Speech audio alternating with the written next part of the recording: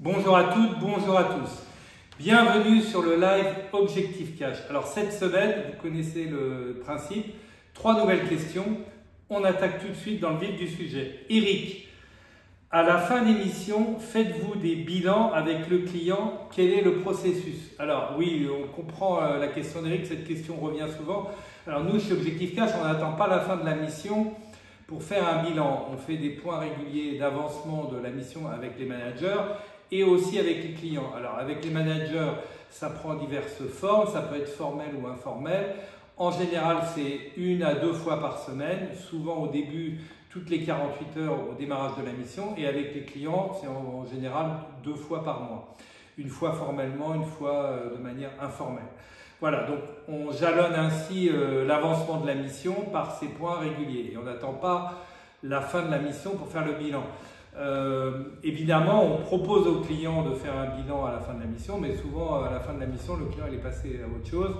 Il a embauché quelqu'un pour prendre le relais, ou il est parti sur d'autres sujets et on propose. Et puis si le client est disponible, on peut faire ce bilan. Et puis s'il considère que la mission est une réussite et qu'il n'y a pas à revenir en arrière, on propose, mais on ne fait pas ce bilan. Voilà. Merci Eric pour votre question. Sandra, vos clients demandent-ils des références? Y a-t-il un processus dans le management de transition? Alors la prise de référence, oui, elle existe chez les clients, que ce soit formel ou informel.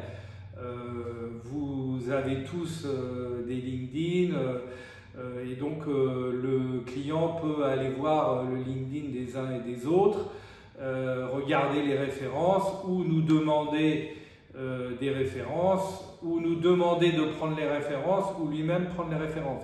Donc il n'y a pas de processus normé sur la prise de référence.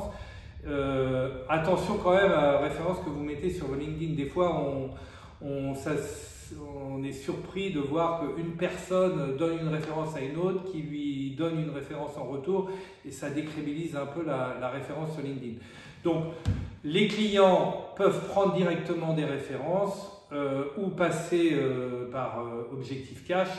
Souvent, il y a une prise de référence et c'est un élément non négligeable du processus avant le démarrage de la mission. Troisième question, Martin, quelle rémunération peut-on attendre dans le management de transition? Alors ça, c'est une question qui revient souvent. Personne ne travaille gratuitement.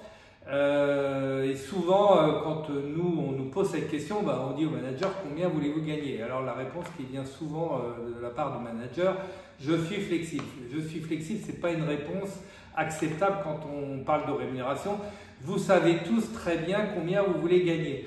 Alors dites-le une fois pour toutes et puis après on verra en fonction des missions, en fonction des clients, en fonction de ce qu'il y a à faire, de l'éloignement, des contraintes de la mission, si c'est possible ou pas.